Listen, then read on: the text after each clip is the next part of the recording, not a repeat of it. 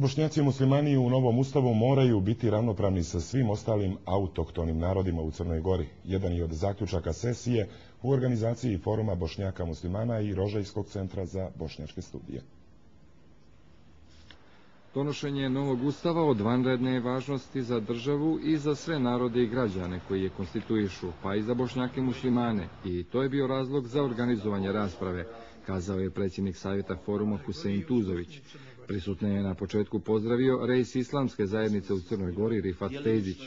Pomoćnik ministra za zaštitu prava nacionalnih manjina Orhan Šakmanović kazao je da se mjera demokratičnosti jedne zemlje mjeri stepenom zaštite manjinskih prava. Nema prave zaštite manjinskih prava i sloboda ako se u Ustavu ne nabroje manjine i ako se ne implementiraju odredbe male povelje na određeni broj mandata principom neposredne reprezentacije. Bošnjaci i muslimani su konstitutivni narod koji je svoju istorijsku sudbinu vezao za državno-pravni prostor Crne Gore, smatra Suljo Mustafić. Smatramo da i u preambuli budućeg Ustava, kao i u njegovim odredbama, Bošnjaci i muslimani moraju imati ravnopravan položaj sa svim ostalim autohtonim narodima u Crnoj Gori.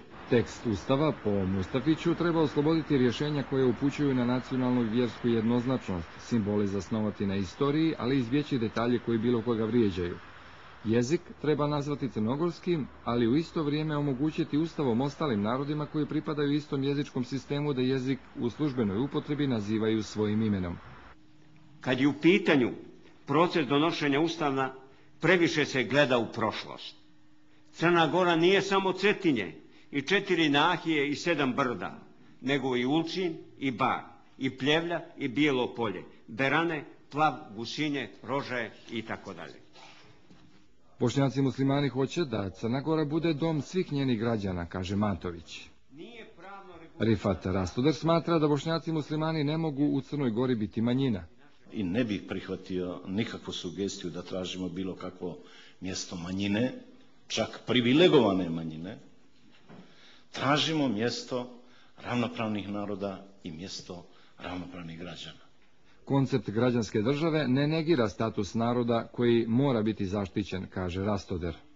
O radu Ustavnog odbora prisutne su upoznali članovi Amer Halilović i Kemal Purišić. U radu okruglog stola učestvovali su i članovi udruženja Almanah i Šeher i Demokratske zajednice muslimana Bošnjaka Crne Gore.